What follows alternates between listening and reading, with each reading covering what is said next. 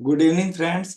आज निफ्टी का 5 मिनट का टाइम फ्रेम में देख लेते हैं प्राइस का मोमेंटम कैसा रहा। जैसा कि आप देख सकते हो, आज असेंडिंग सीपीआर का फॉर्मेशन था। कल का सीपीआर नैरो था और उसमें मोमेंटम नहीं आया था। तो अगर आज रेंज ब्रेकआउट होता तो बढ़िया मोमेंटम आ सकता था। पहला कैंडल जो बना था वो सीपीआर के ऊपर बना था और फर्स्ट कैंडल ग्रीन बना और ये स्ट्रॉन्ग कैंडल था। पहले ही candle R1 previous day high को टच कर गया। तो जब पहला कैंडल बहुत बड़ा बन जाए तो हमको वेट करना है कि सेकंड कैंडल क्या बन रहा है। अब second candle R1 previous day high से रिजेक्शन वाला था, क्योंकि 9:20 का कैंडल ये शूटिंग स्टार कैंडल था। तो यहाँ पे शूटिंग स्टार कैंडल का बनना ये बता रहा था कि नीचे की तरफ में प्राइस हो जाता है। अगर शूटिंग स्टार कैंडल के नेक्स्ट कैंडल अगर उसके लो के नीचे क्लोज हो जाता है तो हमको नीचे की तरफ में ट्रेड प्लान बना लेना है। यहाँ पे वी वेब और 20 में कॉम्बिनेशन नीचे की तरफ में इशारा कर रहा था।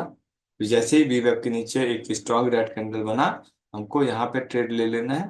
पहला टारगेट सीपीआर होगा और सीपीआर को ब्रेक करेगा अगर, तो फिर हमको S1 प्रीवियस डे लो को टारगेट मिलेगा। असेंडिंग सीपीआर है, इसलिए सीपीआर के नीचे का ट्रेड है वो थोड़ा समझ के ट्रेड बनाना है।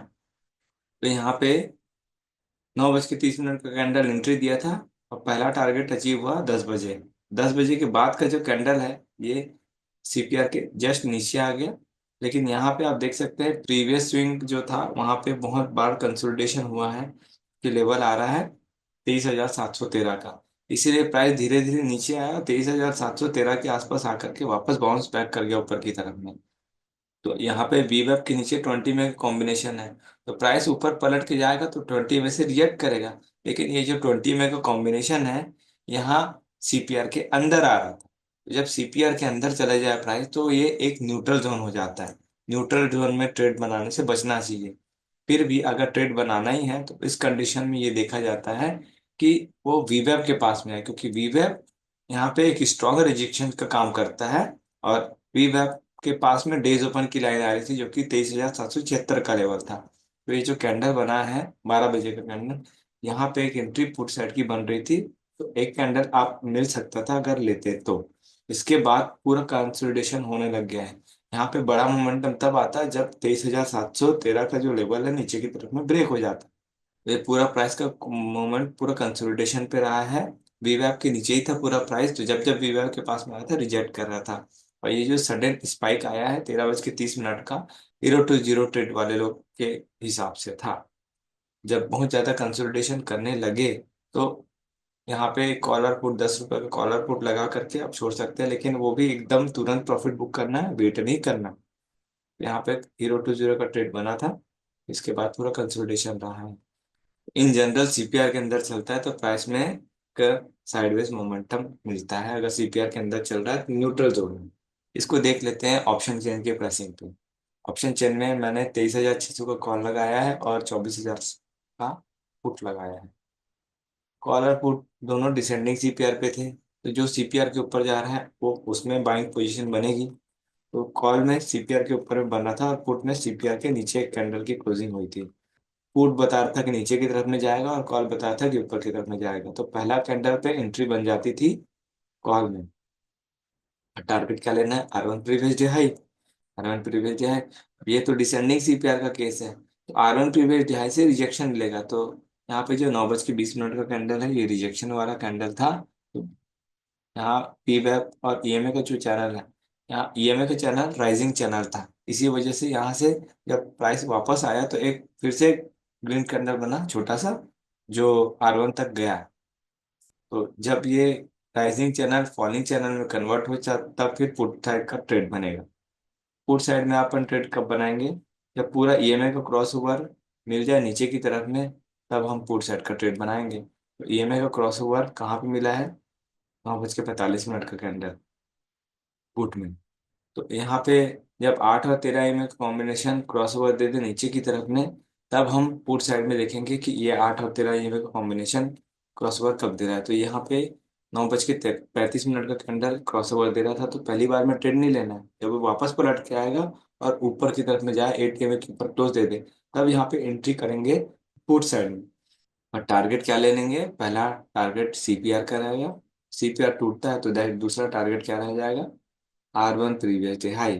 तो इसको किस तरीके से लेना है हमको, यहाँ पे कॉल को देख करके पुट में ट्रेड बनाना है। जैसे कॉल में आप देखेंगे कि अगर आप यहाँ पे ट्रेड लिए हैं, पुट में 9:40 पे आप ट्रेड लिए हैं, एंट्री किया, तो आपको एग्जिट कहाँ पे करना है, कॉल में जब S1 प्रीवियस डे लो आ गया तब फिर एग्जिट करना है। तो S1 प्रीवियस डे लो कब आ रहा है, 10:07 का कैंडल। तो पुट में 10:07 का कैंडल एग्जिट था। इसके बाद में ट्रेड को चाहे तो अवॉइड कर सकते हैं, या वापस जब एटीएमए के पास में आएगा तब फिर ट्रेड प्लान बना सकते हैं।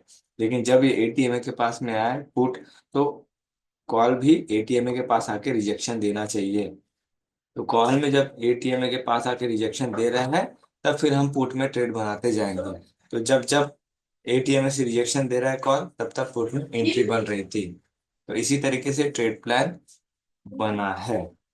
और जैसे ही R1 प्रीवियस डे हाई पे पहुंचा पुट, वहां पर से एक शूटिंग स्टार कैंडल बन गया। जब शूटिंग स्टार का कैंडल बन जाता है रेजिस्टेंस पे, तो वो नीचे की तरफ में प्राइस को खींचता है। जब ये नीचे की तरफ में प्राइस खींचेगा तो कॉल में राइजिंग चैनल बनता है। तो जैसे कॉल में राइजिंग चैनल बने, क्रॉसओवर हो जाए 8 और 13 का, तो पहली बार में जाने दीजिए। वापस जब एटीएम से आके सपोर्ट ले ले, तब फिर आप चाहे तो यहाँ पे या यहाँ पे एंट्री करके पी वेब तक का टारगेट ले सकते हैं। एक बार इतना टारगेट अचीव हुआ उसके बाद ट्रेड को छोड़ दीजिए, क्योंकि गुरुवार का दिन है, प्राइस का मोमेंटम बहुत कंसोलिडेट होता है, प्रीमियम डीके होता है सेकंड हाफ में। तो ये था आज का ट्रेड प्लान। अब आ जाते हैं कल का प्राइसिंग कैसा रहेगा। देखिए आज सीपीआर के अंदर ही क्लोज दिया है और पूरा प्राइस का मोमेंटम जो है सीपीआर के आसपास आके के कंसोलिडेट किया है। इसके पहले वाले दिन भी आप देखेंगे तो सीपीआर के आसपास आके कंसोलिडेशन किया था, और उसके पहले वाले दिन भी देखेंगे तो सीपीआर के आसपास आके कंसोलिडेट किया था। तो ये जो लेवल है, ये लेवल है, ये सीपीआर के आसपास ना बहुत ज्यादा कंसोलिडेट कर रहा है। तो हो सकता है फर्स्ट हाफ कल के दिन में अगर फ्लैट ओपन होता है तो शुरुआत का जो टाइम है वो कंसोलिडेट करेगा और सेकंड हाफ में मोमेंटम आए। अगर सेकंड हाफ में मोमेंटम आएगा तो पहला टारगेट R1 रहेगा, अगर सीपीआर के ऊपर रहता है तो, और सीपीआर के नीचे रहता है तो पहला टारगेट S1 प्रीवियस डे लो रहेगा।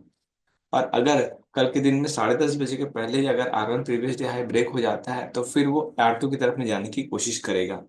और अगर S1 प्रीवियस डे लो को ब्रेक कर देता है नीचे की तरफ में स्ट्रॉन्ग कैंडल के साथ में, तो फिर S2 की तरफ में जाने की कोशिश करेगा। लेकिन R1 और S1 का दूरी सीपीआर से बहुत ज्यादा है, तो ज्यादातर चांसेस है कि कल भी कंसोलिडेशन रहेगा। और अगर इनसाइड रेंज में खुलता है और फ्लैट खुलता है तो ट्रेड को अवॉइड करिएगा, ज्यादा बेटर रहेगा, क्योंकि सेकंड हाफ में वो मोमेंटम शिफ्ट होगा। तो इस तरीके से कल का ट्रेड प्लान रहेगा। और अगर R1 previous day high gap up open होकर के R1 प्रीवियस डे हाई से रिजेक्शन लेता है, तो फिर वो डेफिनेटली सीपीआर की तरफ में आएगा। और अगर गैप डाउन खुल के S1 प्रीवियस डे लो से ऊपर की तरफ में ब्रेक होता है तो सीपीआर की तरफ में आएगा। ये कल का ट्रेड प्लान रहेगा। Thank you. फ्रेंड्स, अगर आपको हमारा कोर्स फ्री में चाहिए तो नीचे दिए हुए डिस्क्रिप्शन में जो हमारा डीमैट अकाउंट का लिंक है उससे आप अकाउंट ओपन कर सकते हैं और नीचे दिए हुए व्हाट्सएप नंबर पर शेयर कर सकते हैं। इससे आपको हमारा कोर्स फ्री में मिल जाएगा और जो हमारा पर्सनल व्हाट्सएप ग्रुप है उसमें भी ऐड कर दिया जाएगा, ताकि आपका जो भी क्वेरी क्वेश्चन डाउट है उसे आप पूछ सकते हो और सही समय पे सॉल्व करा सकते हो। अगर आपको हमारा कंटेंट अच्छा लगा तो वीडियो को लाइक ज़रूर कीजिए और चैनल में नए हैं तो चैनल को सब्सक्राइब कर लीजिए। For advance learning join our master class, link in the description below.